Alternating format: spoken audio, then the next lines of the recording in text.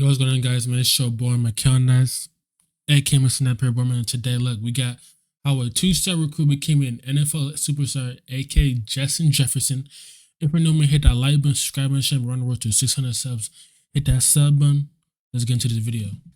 Rookies need time to adapt to the NFL, but this two-star recruit came into the league and took it over right away. So how did he do it? Well, here's the story of Justin Jefferson. Justin Jefferson's journey to stardom began in Destrehan, Louisiana, where he attended Destrehan High School, but it was by no means an easy journey. Justin came from an athletic family. His father, John, played college basketball, and his two older brothers, Jordan and Ricky, both had very successful careers at LSU and played in the NFL. So Justin knew exactly what it would take to play football at the highest level. But Justin wasn't as physically gifted as his brothers. When he first got to high school, he was small and stood at just 5'7", 125 pounds. Even under the guidance of his brothers, he could only make the JV team as a safety his freshman year. He broke his elbow playing scout team during that season, 3 years into his high school career, and Justin was yet to reach the heights of his brothers. His dream of reaching the NFL was becoming very unlikely, and even though he may have started to give up on his dream, Justin's family still believed in him. And after getting x-rays of his growth plates, the doctor informed Justin and his family that he was about to hit a big growth spurt. That growth spurt came in his junior year, when Justin grew to 6'1" and gained almost 40 pounds, which gave him a shot with the varsity team. While he did get on the field in his junior season, his knees constantly knotted up due to his massive growth spurt, and he ran with a limp. That's the thing, bro. We got a growth spurt, 6'1" and gained about 40 pounds. This made him look uncoordinated and limited his explosiveness. Wait, so with like one last 6'4"? offseason to follow his brothers and play Division I college football, Justin was on a mission. He started to spend countless hours with his older brother Jordan, working on route running and watching YouTube videos of NFL receivers, picking out things to add to his game. And once it was time for his final high school season, all of his hard work paid off. His knees were no longer knotting up, and he became a dynamic playmaker. Justin exploded with 44 receptions for 956 yards and 9 touchdowns. This was just a small glimpse of what the rest of his career would look like. The problem was, even after Justin's amazing senior year, he was still just a two-star recruit without any major offers. Division I programs were worried because off the field, Justin needed to complete a summer class in order to graduate. His father even talked to him about potentially taking the Division II route. But luckily, the Jefferson last name carried a lot of weight at one school in particular. So when LSU head coach Ed Ogeron said he's got a scholarship waiting for him whenever he's ready, Justin knew what he needed to do. He completed his summer class. That's the one thing, bro. If your whole family got a scholarship to LSU or your brothers, bro, you most likely will get a scholarship for that from that same school. Like, you're already good, bro. Like, even though he was two-star, he was already good because his two brothers or his brother went play for LSU. So, and the Jefferson name, so of course he's gonna come on now, bro. Class and became LSU's final scholarship member in the fall of 2017. It wasn't an easy road to college football, but Justin Jefferson was right where he always wanted to be, right where his brothers were before him. He was an LSU Tiger. In his freshman season, Jefferson only played in 2 games, recording just 1 rush for 4 yards. But it was in his sophomore year that he would put the nation on notice. Justin Jefferson had arrived, and there was no looking back. His connection with new transfer quarterback Joe Burrow was immediate, and Jefferson led the Tigers in receptions, receiving yards, and touchdowns that year, LSU team with right there when 44 Joe Burrow receptions for 875 yards and 6 touchdowns. Oh, that LSU team had what? Jefferson, nigga had Jamar Chase. And on the defense, they had Queen, they had Patrick Queen, bro. That team was.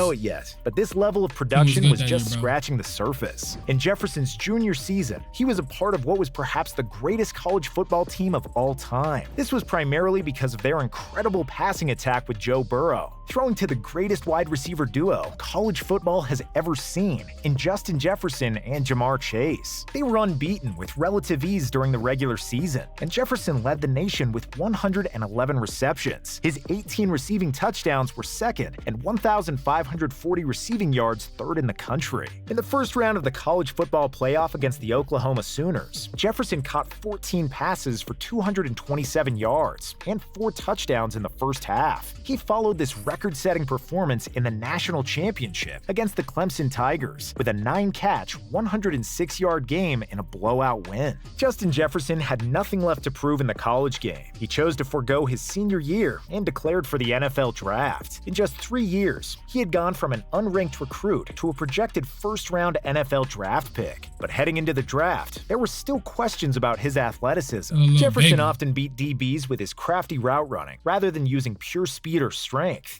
Yeah, that's the one thing is, it doesn't matter if you're a 1-star, 2-star, 3-star, bro. Like, it don't matter. If you're good, you're gonna make it. Like, trust me. It doesn't matter if you're a 1, 2, like, that's what people like. It doesn't really matter if you're a 1, 2, or 3-star. I'll tell you, if you keep on working hard and you know you're good and you're dedicated, you will make it. So NFL scouts had doubts about his explosiveness at the next level. He quickly silenced his critics after running a 4.4340 at the combine, but there were still doubters. Experts weren't sure if he could line up on the outside against the best corners in the league and be a true #1 receiver. So much so that in the 2020 draft, 4 receivers were taken ahead of him, including Jalen Reagor, who the Eagles selected 1 pick ahead of Jefferson. But yeah, see, if the Eagles drafted Justin Jefferson, that probably wouldn't have had A.J. Brown. Or, wait, when did they get Devontae Smith? I don't know. I forgot. I don't know. After a short wait, with the 22nd pick, the Minnesota Vikings selected Justin Jefferson, and he would enter the league with big shoes to fill right away. Earlier that offseason, the Vikings traded away fan-favorite receiver Stephon Diggs, who was crucial in Minnesota for years. Replacing him wouldn't be easy, but it didn't take long for Vikings fans to fall in love with the new kid in town. In somewhat of an unprecedented offseason due to the pandemic that saw no preseason and less offseason training than usual, many rookies struggled to get off the mark. Jefferson was no exception, and he didn't get his first start until Week 3 against the Tennessee Titans. But when the opportunity came, he picked up right where he left off in college. In just the first start of his NFL career, Justin Jefferson caught 7 passes for 175 yards and a touchdown. This was also when the world was introduced to the celebration he's made so famous, the gritty. He followed up his incredible debut with a 4-reception, 103-yard game in Week 4 against the Texans, becoming just the 5th receiver in Vikings history to have back-to-back 100-yard games in their rookie season. If I had a career game, record-setting game, it doesn't matter. If we don't come out the W, then it's pointless. After 4 weeks and just 2 starts, Justin Jefferson had put himself among the best pass catchers. Yeah. Isn't he the highest paid wide receiver 2 right now, or no? Is he?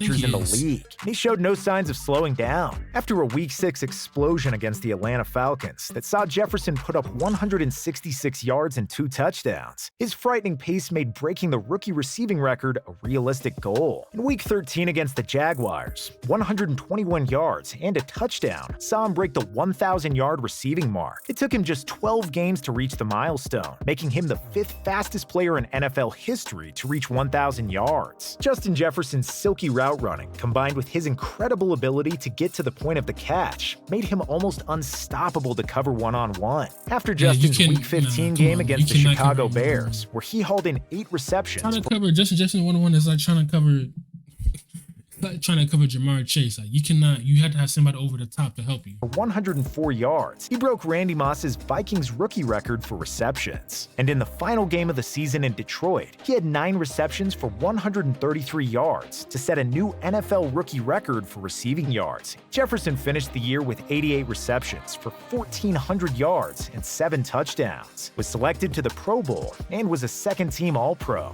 Despite his historic rookie year, he placed second in offensive rookie of the year voting to quarterback Justin Herbert. Then just when we thought Justin Jefferson had hit his ceiling, he came into his second year looking better than ever. A full offseason and an added year of experience in the league took Jefferson to the next level. Even though teams had an entire year's worth of his film, they had no answer on how to stop him. He was now a true wide receiver 1 and was being game planned for as such. But it didn't matter. Jefferson would always take over games and single-handedly keep the Vikings in games with his playmaking ability. 3rd and 4, Kirk passes, and it's spotted at the 25. Jefferson. But even with the Vikings offense being elite, their defense struggled to hold leads, and after 10 games, they had lost 5 by a touchdown or less. So in a crucial Week 11 matchup, the 5-5 Minnesota Vikings hosted the Green Bay Packers in a game they needed to win to keep their playoff hopes alive. And to the surprise of no one, Justin Jefferson single-handedly took over and won the game for the Vikings. He ended the game with 8 receptions. I don't know why, but I feel like Vikings is one NFL team that should always be good every year. I feel like the Vikings is the one team that should be good every year. 169 yards and 2 man. touchdowns. But most of all, the Vikings won the game 34-31. Jefferson was awarded the NFC Offensive Player of the Week for his efforts. He was arguably the best player in the entire NFL during the month of November. Over 4 games, he had 464 yards and 3 touchdowns on his way to being named the NFC Offensive Player of the Month. While the Vikings continued to lose close games, Jefferson continued to ball, improving on every statistic from his rookie season. He finished the season with 108 receptions for 1,616 yards and 10 touchdowns. His 1,616 receiving yards were second in the league behind Cooper Kupp. The incredible start to his career led to Jefferson breaking the record set by Odell Beckham Jr. for most receiving yards by a player in their first 2 seasons in the NFL. And for the second year in a row, he was selected to the Pro Bowl and was a second-team All-Pro, missing out on first-team honors by just 1 vote. Due to a lack of team success, in 2022, the Vikings made a change at head coach, bringing in Kevin O'Connell, who was previously the Rams' offensive coordinator. He's made it clear he wants to expand Jefferson's role and transform the Vikings into a more dynamic passing offense. Now in Jefferson's 3rd year, the Vikings are off to their best start to a season of his career, and he's the focal point that the offense revolves around. So don't be surprised if we get our first look at Justin Jefferson in the postseason very soon. And if the electric start to his career is anything to go by, Jefferson will be grittying all the way into the Hall of Fame one day. He for sure be in the Hall of Fame though, but hey, that's a video of how a 2-star recruit became an NFL superstar. If you know me, hit that like button, subscribe, and share, man. Moo.